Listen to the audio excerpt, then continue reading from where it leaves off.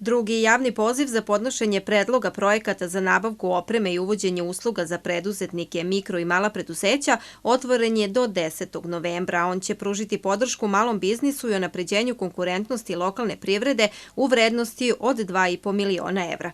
Pojedinačni iznos bespovratnih sredstava može biti od 10 do 30.000 evra, dok brzo rastuća i izvozno orijentisana preduzeća i preduzetnici mogu da konkurišu i za iznose do 70.000 evra. To je drugi javni poziv EU Pro, odnosno Kancelarije Evropske unije, koja je u saradnji sa našom vladom, dakle Vladom Republike Srbije, raspisala ovaj drugi javni poziv koji se odnosi na podršku malih i srednjih preduzeća, a u kom smislu?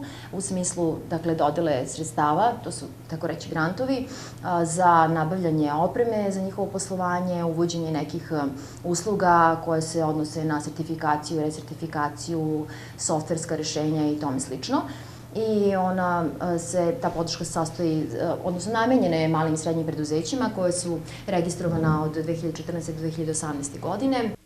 U prostorijama Privredne komore Pirot danas je počela i dvodnevna besplatna obuka za pisanje biznis plana u organizaciji Regionalne razvojne agencije Jug.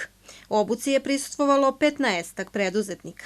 Kako na što bolji način izraditi biznis plan i upravo ono što ste rekli, negde im je, da kažem, ne samo prilikom apliciranja potreban, već i da bi sami svoje poslovne ideje nekako bolje spoznali i znali šta im je to potrebno od resursa, na koji način se finansije planiraju, na koji način se, recimo, upoređuju sa konkurencijom i na taj način budu konkurentni, odnosno u nekoj prednosti u odnosu na konkurenciju.